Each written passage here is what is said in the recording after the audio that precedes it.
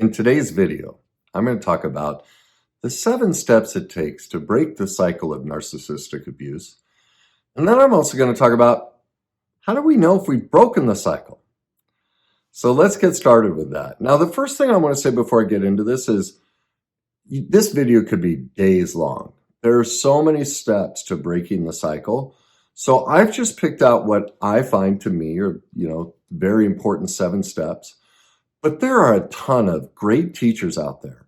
And I know you guys are listening to them. So please leave comments. If someone else has said something out, put it in the comment because somebody's watching this and every bit of information helps. The other thing is not everyone likes the way I talk about things and they may love the way you write about it. I don't give a hoot, all that matters to me is somebody gets the solution. So please contribute. Your comment matters on a topic like this. It matters. Somebody's looking for that answer. Please give it to them. Don't rob them of that. Okay. I sounded kind of parental. Didn't mean it that way, but it comes from a place of I want everyone to help. So didn't mean to come on, kid, do this. But at any rate, let's get to it. So what's the first step? At least to me, the first step is grieving. There is so much pain that we experienced as, I was married to 2 of them. It is absolutely overwhelming. And I personally believe the single greatest step to break the cycle is we must move through the grief. And this means literally just bawling our eyes out. I know for me, I used to schedule it. I would schedule every day. I would come in and I would sit and I'd made a list of all these memories, all these terrible things that were said and done, and I'd look at it and I'd grieve it. Now, one thing I had to learn in the grieving process is there was a level where if I sat in, it's good to work it out, but if I sat in it too long, it would tip me into what's called learned helplessness, where I'd collapse, massive depression. I was suicidal at one time, it got horrible. So what I learned was 30 minutes was my limit. I would grieve for 30 minutes and then I would get back. I would always have something to do. I like to paint, go for walks, but I would immediately get into some sort of self-care. So I would dip into the grief and then I'd pull myself back out and into my life. Okay. But the pain from this is overwhelming. And I'm sure you guys know it. The second marriage, the grief for me was the withdrawal was overwhelming because you know what it's like when we're in that place. The only safe place for us is when we're sleeping, right? That's the only time we don't think about it. We don't feel it. Well, I don't have words for it, but I would wake up in the middle of the night from a dead sleep and I'd be awakened because I would be heaving from crying so hard in my sleep. I can't explain what that kind of pain is. Well, you know what it's like. You've been through it. To be sleep, our one safe place, and to be crying so hard it wakens you. Now there's no safety. That's the level of the pain involved with a narcissist. So grieving it is massively important. So please don't skip this step. And here's proof that you haven't grieved. I see a ton of comments on my post, people who are filled with rage, anger, resentment. They deserve it. All these really truthful, hurt emotions. But that tells me they're stuck. They haven't grieved it. They haven't let it all out.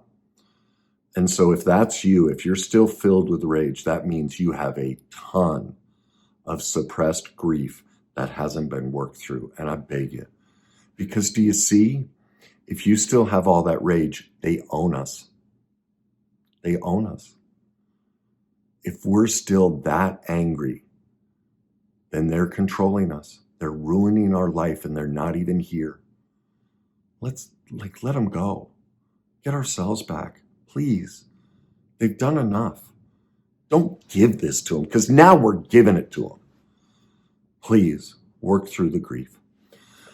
The second step is, in my belief, support.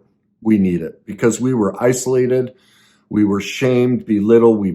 I gave up my family, my friends. I had nobody. We need a support system. And this can be support groups. There are tons of, support groups for topics like this. We can start our own. I also believe, my personal opinion, and you may disagree with this, but this type of trauma, I believe, requires a professional to get through. And that may sound self-serving, but I know if I didn't, there's no way I'd be doing this as a career. There's no way I would have survived. It saved my life because we can't see ourselves. Because the narcissist strips us so much of our identity, and we allow it. We play a part in that our solutions, our thinking process, our feeling process is so distorted.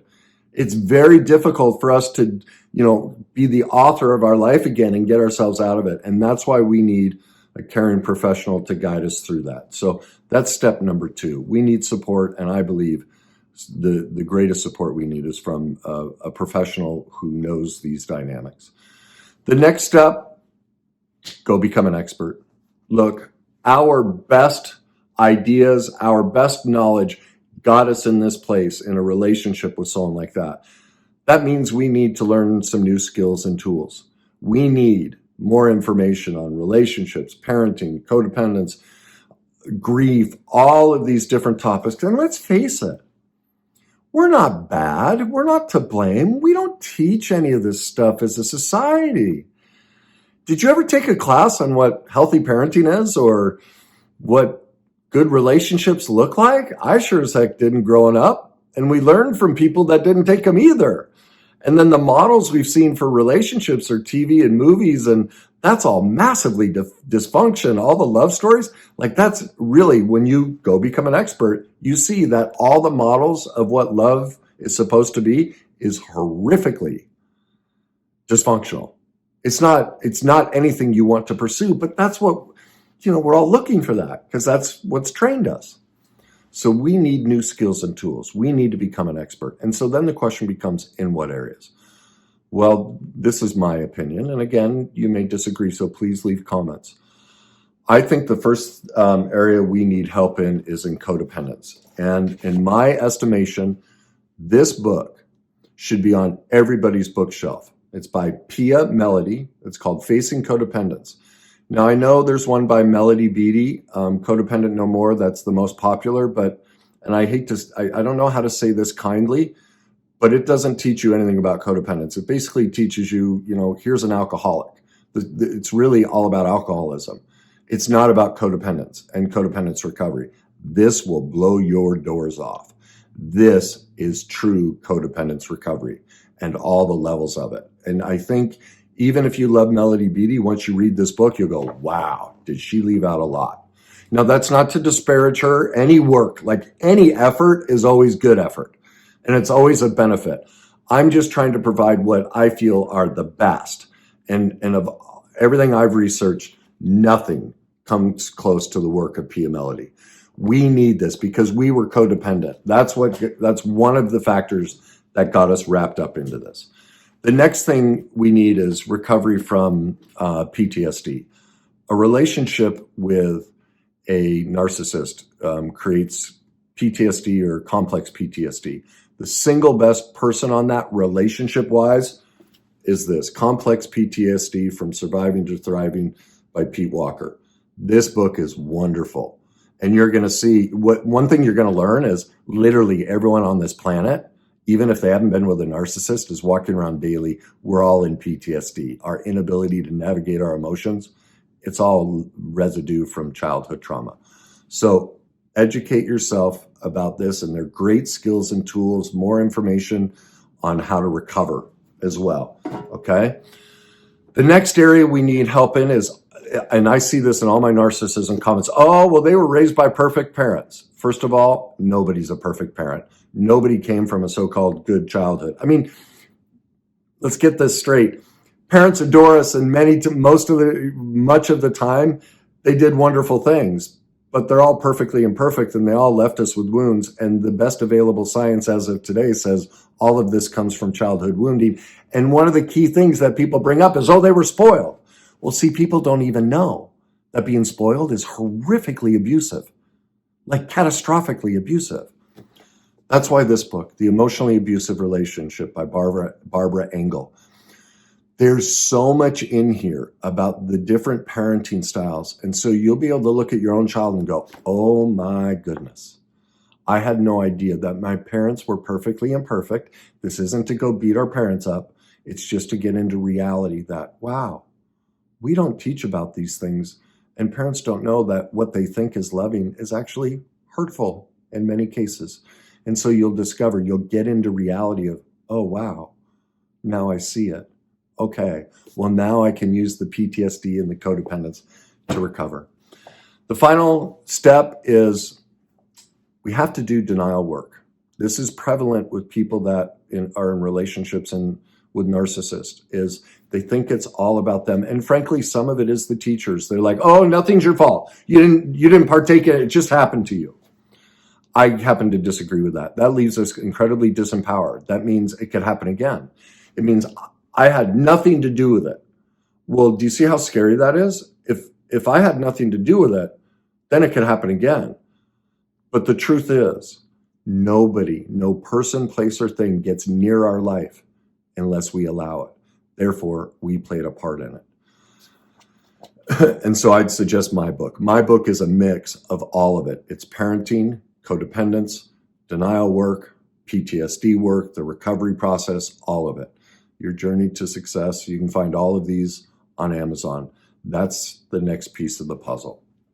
Now, the last bit, and obviously I go on for days. I'm just hitting the highlights. This is a short video. But now, how do we know if we've recovered?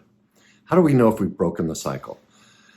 Well, to me, there's two key things that'll show you that. One, all the people that you think are boring, when you've looked at dating sites, like boring, boring, boring. When you start finding them exciting, that's when you'll know. That's when you'll know you've healed. Because our excitement, that butterfly feeling, that's our unhealed trauma, seeking to relive it.